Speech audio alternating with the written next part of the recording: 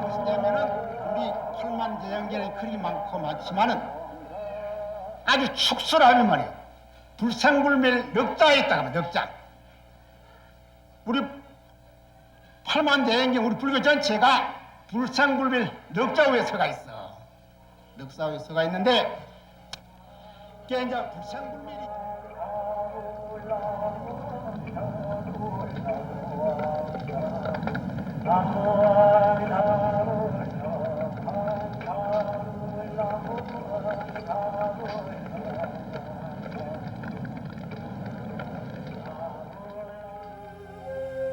여기에서 큰 스님께서는 떠나셨다. 마침내 육신의 옷을 벗으시고 평온한 열반의 세계로 드시었다.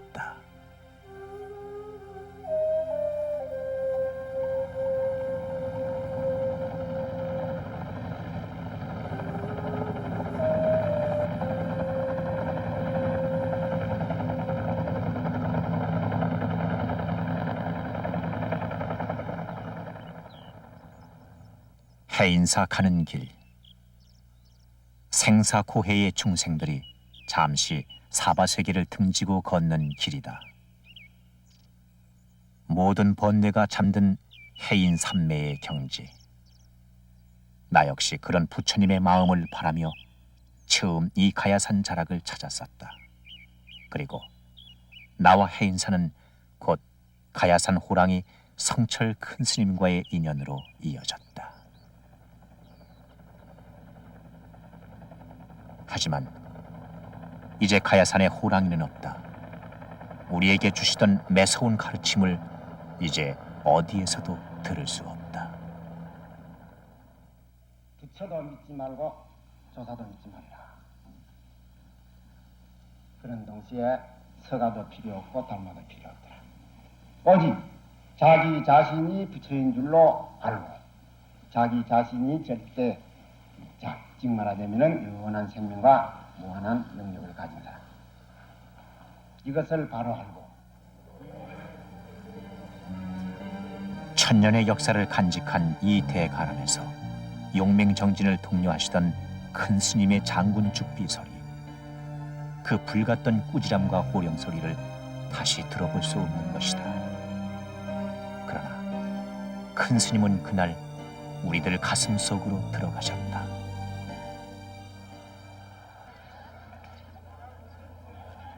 그날 입적 소식이 전해지자 얼마나 많은 중생들이 달려와 큰 스님의 가시는 길을 배웅해 드렸던가. 한 번도 산문 밖을 나서본 적이 없으셨건만 산문 밖은 또 얼마나 동요했던가. 불교계의 큰 어른이자 이 시대의 정신적 사표를 잃었다는 슬픔은 승속이 다르지 않았다.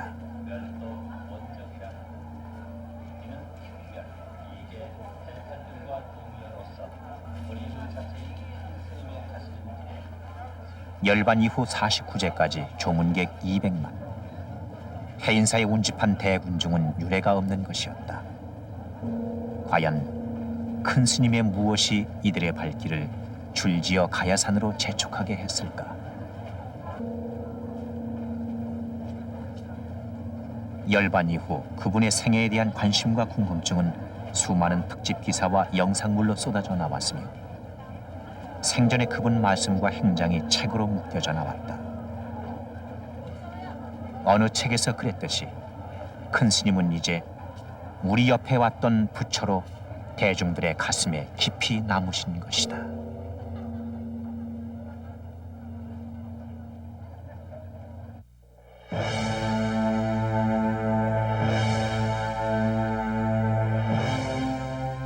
대체 어떤 분이셨길래, 평생을 어찌 사셨길래 큰 스님께서는 서슴지 않고 우리 옆에 왔던 부처로 불리우게 되셨을까?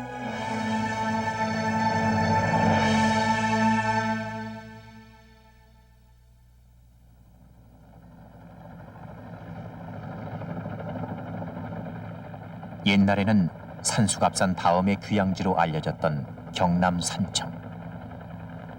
그 산청의 중심지에서도 다시 남으로 20여 킬로미터를 더 들어간 지리산 골짜기.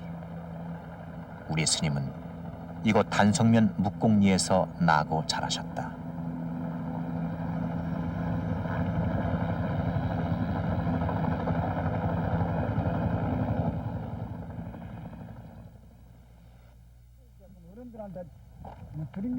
옛날 일백호에 이르던 일가 친척들은 거의 모두 떠나고 노인이 된 사촌 동생 한 분이 그때 그 시절을 말해줄 뿐이었다.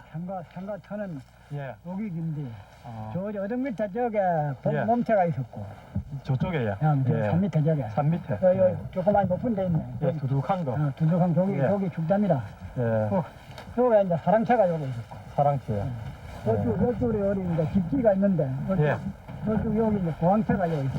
예. 여기 이제 소마구가 여기 있었는데. 옛날에 이 집까지 큰 스님 채였습니까? 이 집까지. 여기까지 이제 예. 한대를 따르더라. 예. 본체랑 사랑방이랑 집에 형체는 간 것 없고 생가터엔 들풀만이 무성했다.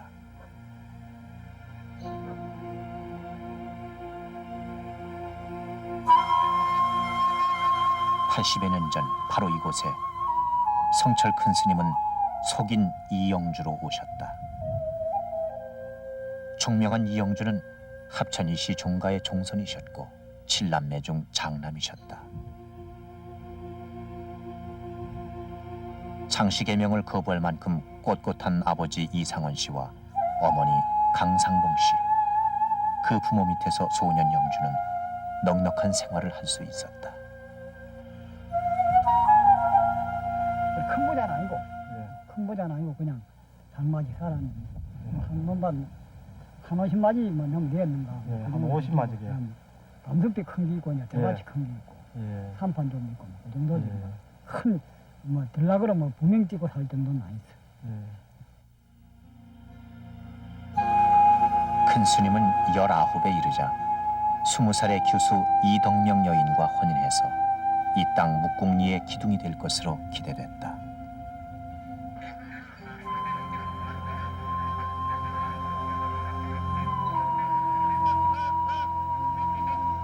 그러나 부러울 것 없는 그분에게 건강은 늘 걱정이었다. 성령과 병창으로도 불리웠던 보통학교 시절. 성적은 뛰어났으나 건강은 매번 가불병 중에 병이었다. 이 때문에 그분은 더 이상 상급학교에 들어갈 수 없었고 서당에서 자치통감 등 한문을 익혔다.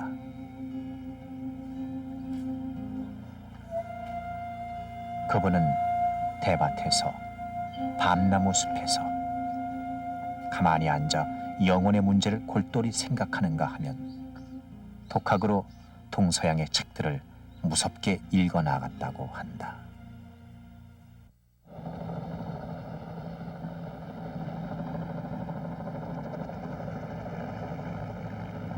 청년 이영주는 드디어 집을 나섰다. 영혼의 문제를 풀 수 있는 열쇠를 구하기 위해서 집과 고향을 뒤로 하고 산으로 깊이 들어가셨다.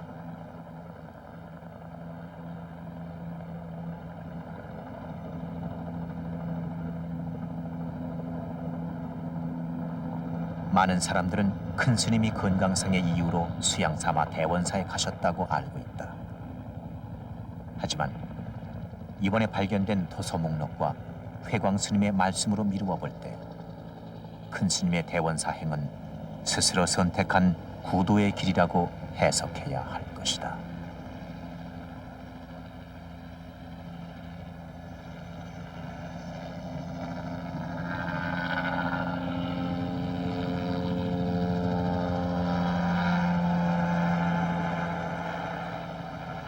지리산의 준봉들로 겹겹이 에워싸인 대원사. 큰 스님께 이 길은 근원적인 문제에 대한 열쇠를 구하러 가는 최초의 장정길이었을 것이다.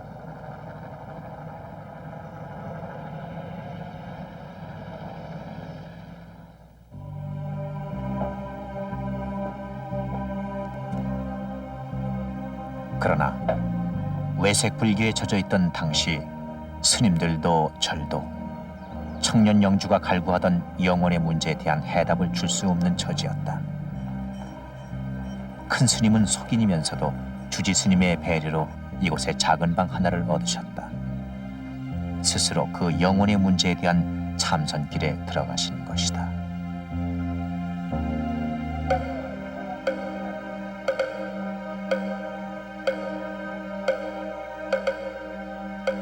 그 무렵 대해선사의 서장은 당신의 시만을 밝히시던 책 중 하나다. 그로 인해 화두 참선이야말로 생사해탈의 대도로 들어서는 지름길임을 깨닫고 그분은 누구의 지도도 받지 않은 채 면벽좌선에 드신다. 그것이 자성을 찾는 긴 여행의 시작이었을까?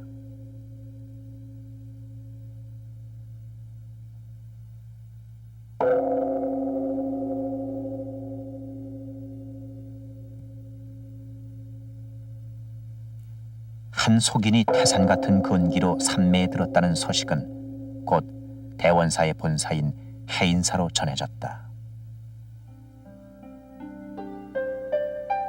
신라 화엄 10철 가운데 하나로 천년 동안 깨달음의 빛을 중생들에게 비추어 온 해인사. 1935년 초겨울 큰 스님은 본격적인 화두 참선을 위해 이곳 해인사로 옮겨오신다.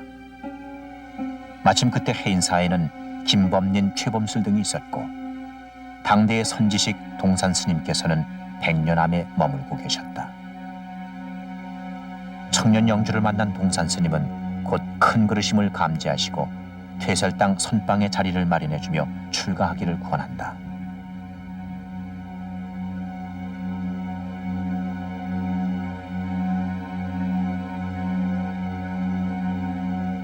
선방에 전무후무한 장발수좌.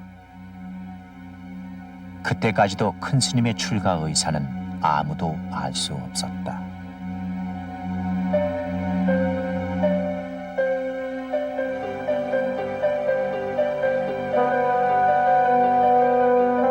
결제가 시작되던 날 동산 스님의 법문은 그 장발수좌의 마음자리에 운명적인 싹을 틔워놓는다.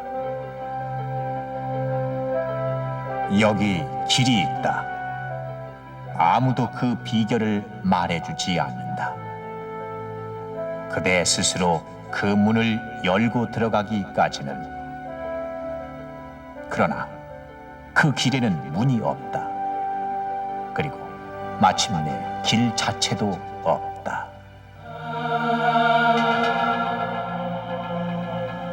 (1937년) 정축년 3월 그분은 마침내 하동산 스님을 은사로 계를 받는다.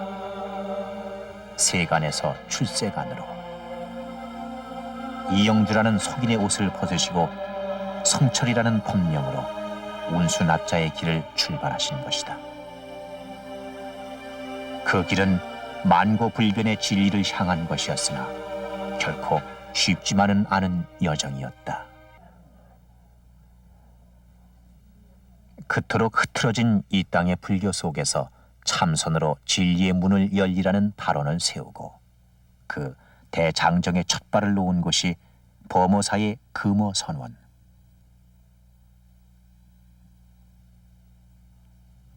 큰 스님은 이곳에서 하안거를 나시며 화두산매의 선정에 들어가셨다.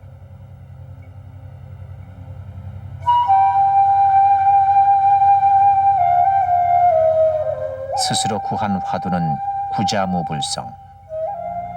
출가시처럼 진리를 위해 세속의 모든 인연들을 잘라내고 찾아오신 어머니와의 만남도 거절하신다.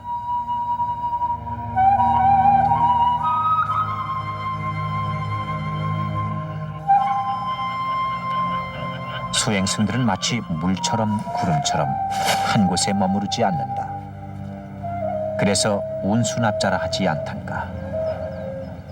범어사에서 세처를 나신 큰 스님은 이후 통도사의 100년암에서 동안거를 하시며 참선과 조사 어록들을 섭렵하셨다.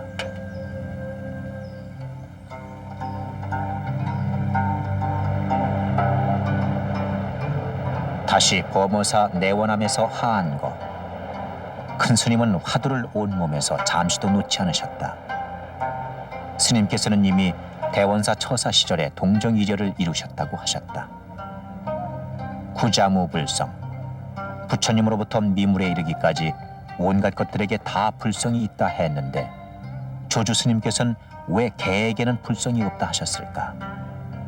큰 스님의 정지는 경북 은혜사의 운부함에서도 한결같은 모습으로 이어지셨다.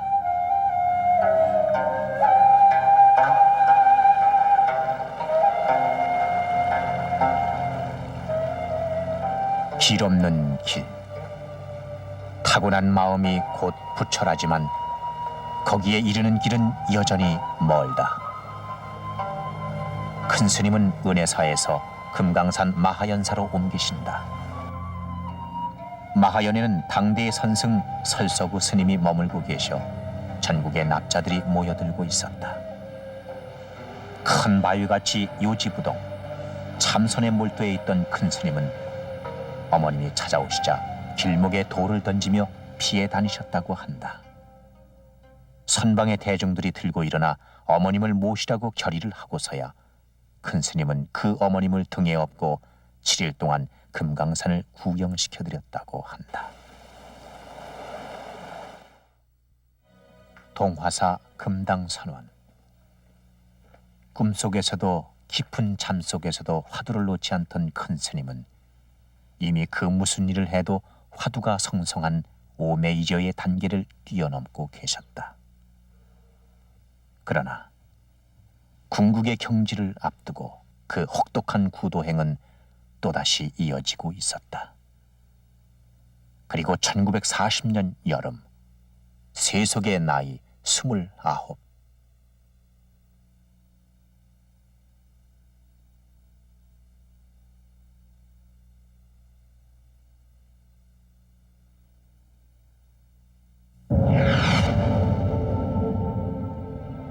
견성. 큰 스님은 문득 자신의 마음 속에서 자기의 본래 성품을 보신 것이다.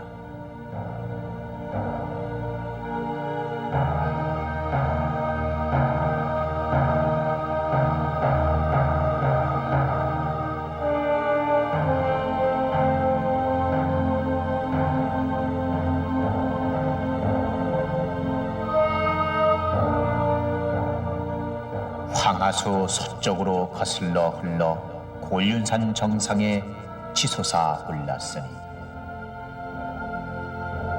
해와 달은 빛을 잃고 땅은 꺼져 내리도다.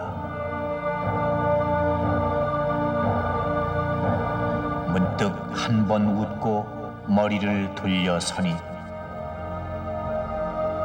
청산은 예대로 흰 구름 속에 섰네.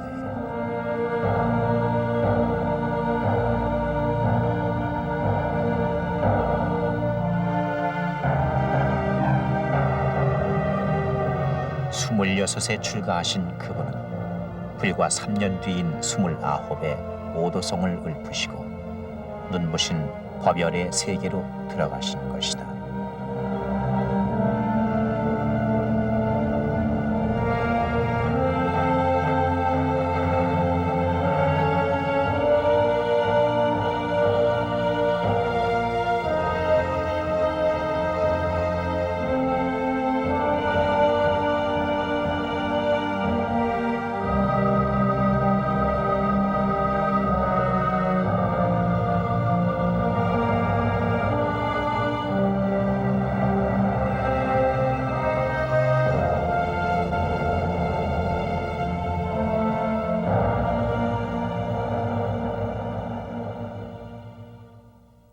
깨달으시고 큰 스님의 발길이 처음 닿은 곳은 송광사였다.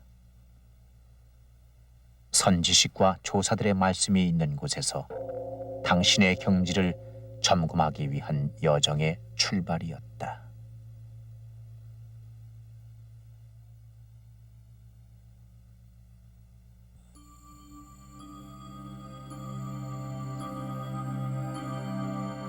송광사에서 큰 스님은 보조 스님의 저서를 독파하신다. 하지만 그분의 선사상에서 큰 스님은 어쩐지 아쉬움을 느끼셨다고 한다. 깨달음이 이루어지면 닦음도 단번에 이루어지는 경지가 큰 스님께서 생각하는 견성이었으나 보조 스님의 가르침은 도노점수. 800여 년 전에 보조 스님은 먼저 깨달은 뒤에 닦는 것이라고 가르치셨다. 그러나 성철 스님에게 도노점수는 깨달음과 닦음이 동강나는 것일 뿐이었다.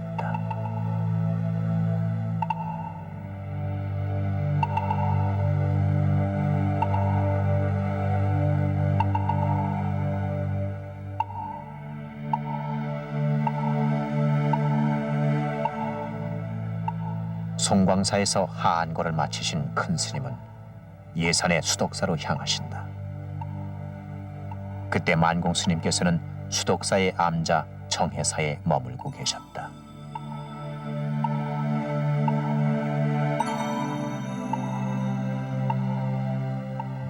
경허선사의 선풍을 당당히 이은 만공 대선사.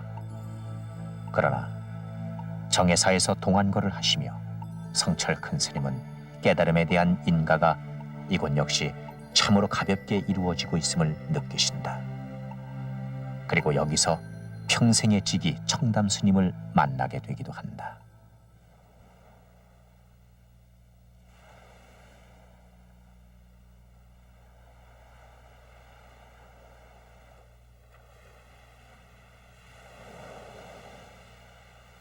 해가 바뀌고 큰 스님은 간월도로 옮겨가신 선지식 만공 스님을 찾아갔다.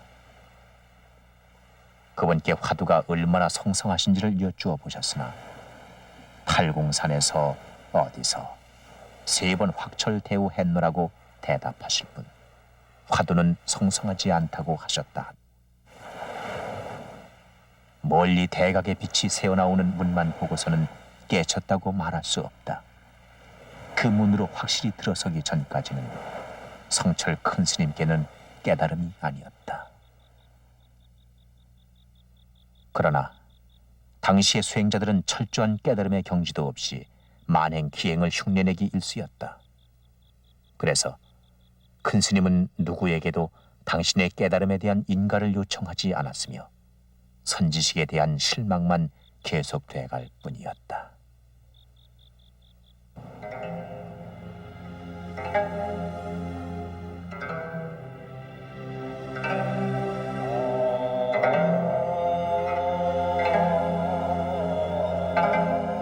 어느덧 여름이 깊어있다. 사불산 대승사. 복초남과 도리사를 거친 큰 스님께서 도착하신 곳은 대승사였다.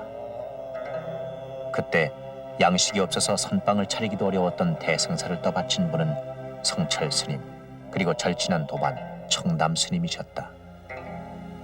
훗날 한국 불교의 두 기둥이 되시는 그 두 분은 정해사 이후 다시 만나 진리를 향한 깊은 산내에 들어가신다. 이때 성철 스님께서는 장좌 불화를 계속하고 계셨다.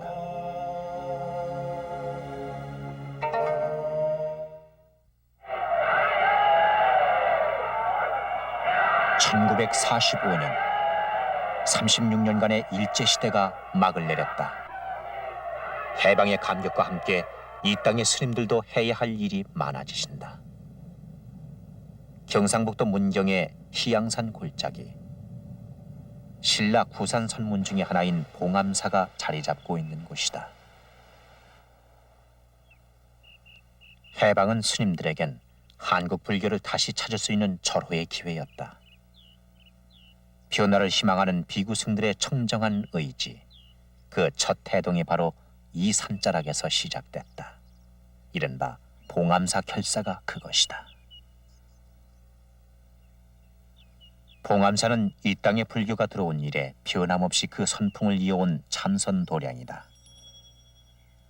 일반 신도의 출입과 촬영이 금지된 이곳에는 지금도 납자들이 결제 해제가 따로 없을 만큼 정진에 힘쓰고 있다.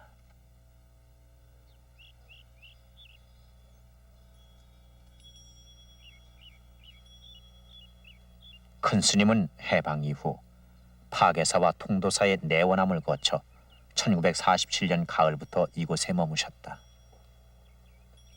큰 스님의 주도로 진행된 봉안 결사는 선종 본래의 종풍을 살리고 옛 총림의 법도를 이 땅에 재현하는 것이었다. 곧 이의 뜻을 같이 하는 젊은 수자들이 전국에서 모여드니 청담, 자운, 월산, 우봉, 보문, 성수, 도우, 해암, 법전 스님 등으로 훗날 한국 불교를 이끄신 굳건한 동량들이셨다. 큰 스님이 친히 쓰신 공주 규약은 그 시절 봉암사에서 함께 생활하는 납자들이라면 어김없이 지켜야 할 약속이었다. 그것은 부처님 법대로 살아가기 위한 참으로 엄격한 실천 궁행이었다.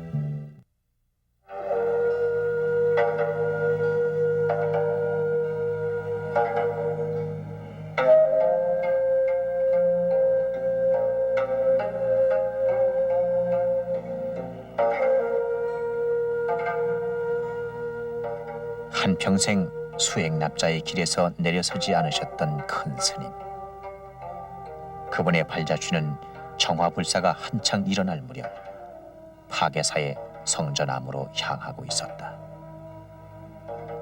정화 잘못하면 묵은 도둑 쫓아내고 새 도둑 만든다 하시면서 동구불출했던 성전암은 이전에도 큰 스님께서 한철 안거를 지낸 일이 있는 암자였다.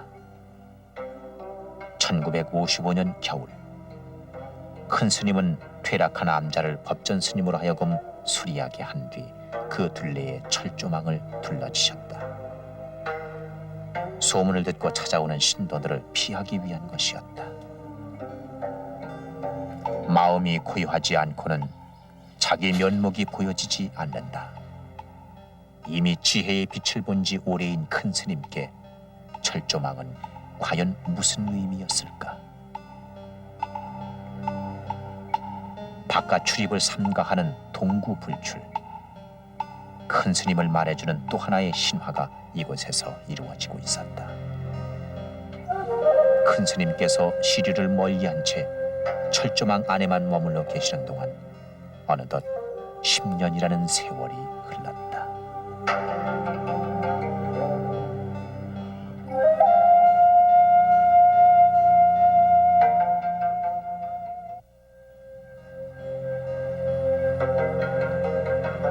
그렇게 둘러치신 철조망 뒤에서 큰 스님께서는 차곡차곡 당신의 앞날을 준비하셨는지 모른다. 수많은 불경과 어록, 과학과 수학 및 외국의 전문 서적들도 독파해 나가셨다. 바깥에선 불교 정화라는 이름으로 대처성과 비구승의 절뺏기 싸움이 한창일 때 큰 스님께서는 한국 불교의 진정한 내적 정화를 위해 하나하나 징검다리를 놓으셨던 것이다. 그래서 성전암의 철조망은 당신 스스로 마음에 두르셨던 신념의 철조망이었을지도 모른다.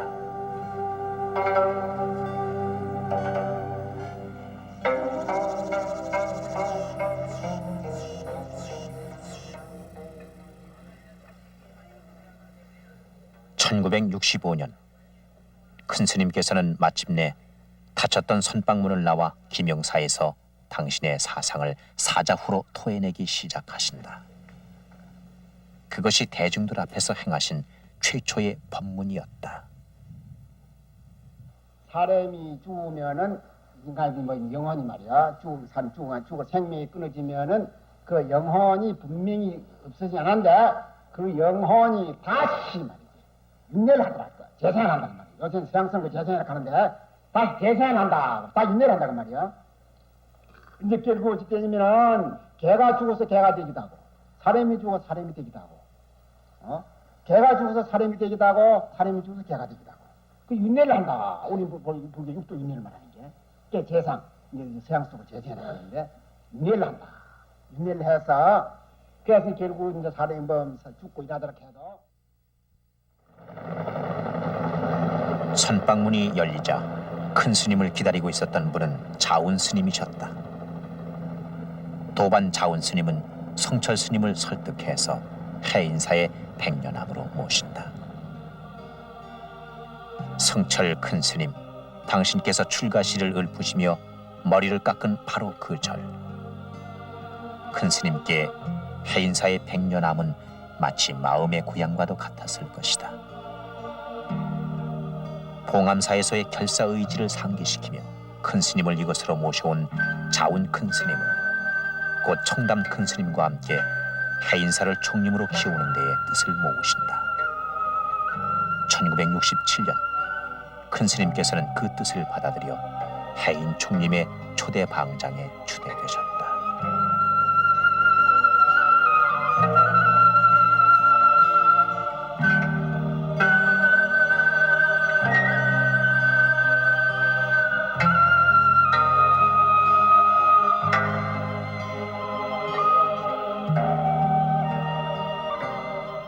초대 방장에 추대되신 그해 동안거, 해인사 대적광전에서는 그 유명한 백일 법문이 시작된다.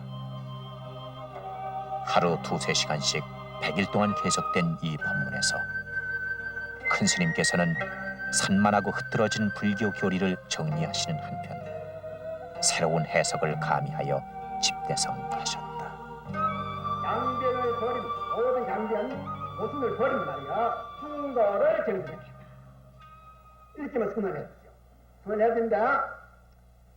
이 모든 양변을 버리니 생멸도 버리고 생각멸도 나고 죽는 것도 버리고 있고 없는 것도 버리고 착하고 악한 것도 버리고 말이지.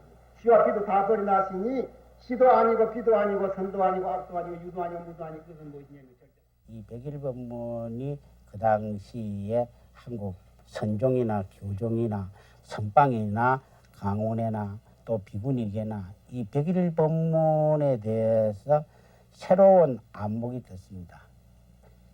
그 당시만 하더라도 무슨 사집이나 사교나 대교나 이 정도로 보고 불교 공부를 마치고 선방에 들어가고 이랬는데 성철 큰 스님이 그 당시에 해인사에서 이 백일법문을 했다는 것은 불교의 교리뿐만 아니라 조계종의 이 법맥뿐만 아니라 선종의 핵심을 그 당시에 이야기하는데 백일법문의 기본 포인트는 뭐냐면은 부처님의 일대 사상을 전하면서 중도에다가 맞춘 겁니다. 중도에다 맞춰가지고 했기 때문에 제례에 뭐 선을 한다, 뭐 하음을 한다, 뭐 기신론을 봤다, 뭐 이런 사람들에게는 굉장히 그 감격을 줬어요.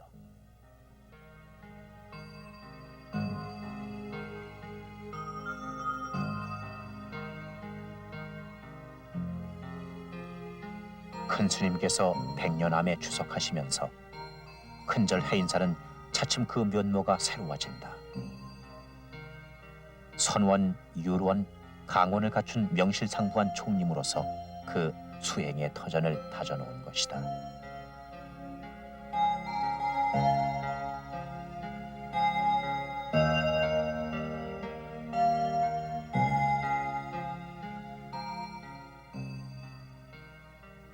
이 땅의 총풍을 바로잡고 불교를 중흥시키기 위해 큰 스님께서는 뒤따라오는 후배 스님들께도 늘 맡은 바 소임의 중요성을 일깨우셨다고 한다.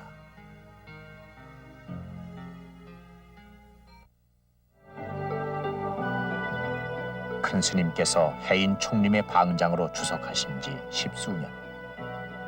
한국 불교는 또 한 차례의 거센 눈보라를 겪어야 했다.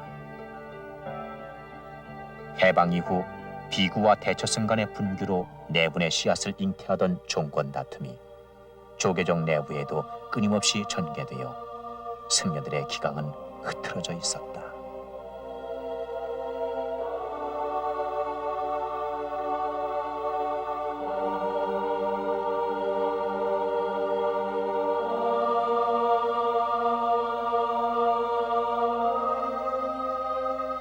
여기에 70년대 말 신군부가 들어서면서 정화라는 이름으로 세속의 칼을 들이댄 것이다.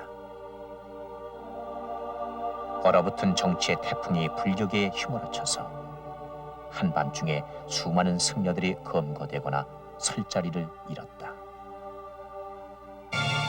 현대 한국 불교가 최대의 지옥 앞에 서 있었으니 그것이 1980년 12.7 법난이었다.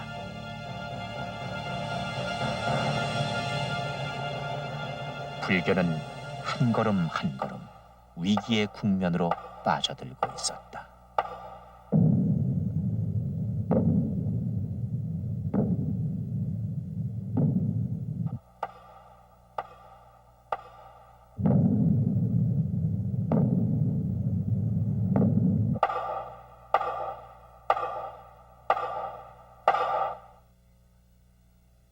그때 한국 불교계가 선택한 분이 성철 큰 스님이었다. 그분만이 쓰러져가는 불교를 받쳐줄 기둥이었기 때문이다. 자신의 이름을 빌려줘서라도 불교가 진흥한다면 기꺼이 응하겠다시며 큰 스님은 제7대 종정직을 수락하셨다. 이름 모를 수행승 성철 큰 스님은 취임 법어 하나로 대뜸 세간을 술렁이게 하면서 이목을 집중시키신다.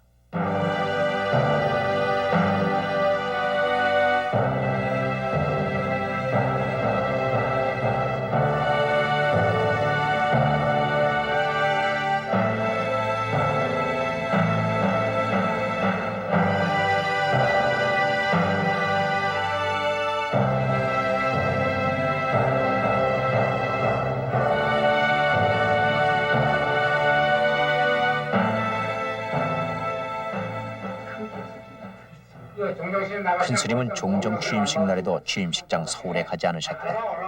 끝내 산승이기를 고집하시면서 해인사에서 불자를 봉헌받으신 것이다. 실제로 내가 움직이면 안 돼. 그래서 그런 건 아니죠. 나 본실 저기 안 움직이는 근본이니까 이름은 움직이다니 모르지만 몸은 안 움직이란 말이야. 움직이면 안 돼. 나 가만히 앉았으면 했지. 딴 건 몰라. 나 안 하면 몰라. 물로 해야 돼 있고 그러면 하락하면 이건 물론 내 개인 의견들 중 어른으로 종정의 자리에 계시면서도 결코 앞으로 나서지 않으셨던 큰 스님. 해인사에 계시면서도 그분은 어차피 한국 불교를 덮고 있는 큰 우산일 수밖에 없었다.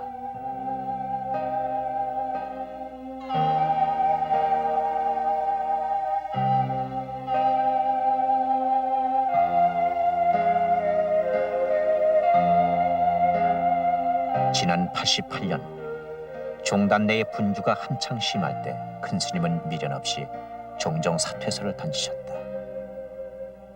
임기가 끝나던 91년에는 종정 연임을 사양하는 통고문을 보내기도 하신다. 하지만 거목의 자리를 쉽게 채울 수는 없었던지 제8대 종정 역시 1년간의 공석 끝에 결국 큰 스님이 연임하셨다. 큰 스님은 이후로도 줄곧 100년암을 지켜오셨다. 모든 것을 버리고 오로지 빈손의 구도자이기만을 고수하신 길. 그 길이 큰 스님을 산문 밖의 세상에서 멀어지게 했을 것이다. 그러나 수십 년을 한결같으셨던 이 가야산 포행길을 큰 스님께서는 언제부턴가 힘겨워하시기 시작한다. 가야산 호랑이 성철 큰 스님께서도 한 자락 가사 밑에 어느덧 80대의 노구를 이끌고 계셨던 것이다. 그날이 11월 3일이구만요. 큰 스님께서 찾으신 데서 가니까 아무래도 가을부터 내가 간다 소리는 했는데 안 되겠다. 그런 말씀을 하시면서 오늘 어디 가지 말고 이제 여기 있으라 그러시더라고요. 그래서 그날 처음 상황에서는 꼭 이렇게 떠나실 그런 상황은 아닌 것 같은데 스님께서는 참 아무래도 내가 가야 되겠다 그런 말씀을 하셔서 좀 가신다는 말씀이 그렇게 가신다는 말씀을 안 들려서 그래도 또 어른 말씀이니까 그러겠습니다. 그러고 이제 오후 3시 이후는 이제 늘 이제 스님 곁에 계셨는데 그래 이제 밤을 새시고 또 4일날 아침 새벽 5시 넘고 그렇게 해서 이제 참 아무래도 이제 어제부터 간다 말했는데 뭐 더 이상 내가 있을 그것도 이유도 없을 것 같고 이제 가야 되겠다 하는 그런 말씀을 이제 한 번 더 하시고 참선 잘 하라는 말씀만 하시고 뭐 그때 이제 참 뭐 제가 그 임종의 경험이었기 때문에 뭐 그리고 그것이 이제 임종인지 모르고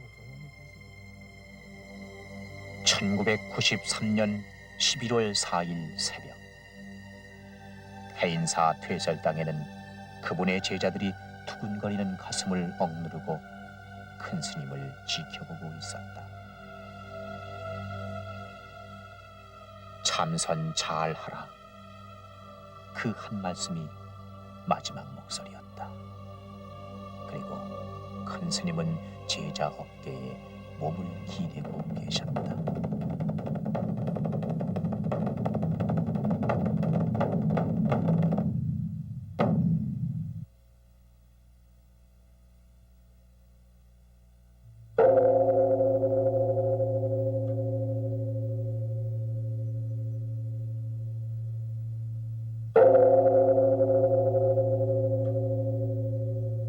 범납 59년 세수 82세 큰 스님께서는 그렇게 우리 곁을 떠나신 것이다.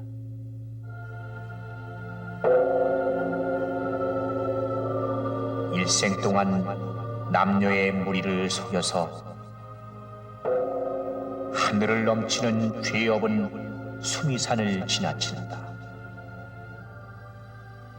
산채로 무간 지옥에 떨어져서 그 한이 만갈래나 되는지라. 둥근 한 수레바퀴 불금을 내뿜으며 푸른 산에 걸렸도다.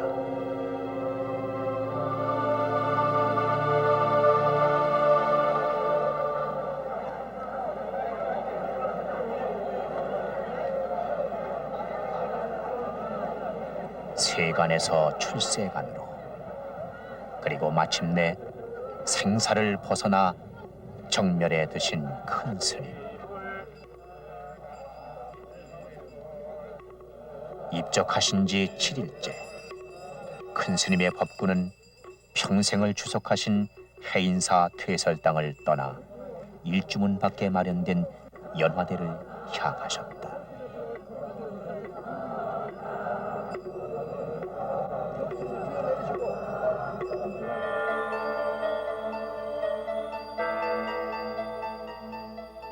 그리고 살이 무려 30여 시간이 넘는 다비 끝에 100여 과의 영롱한 사리가 남겨졌다.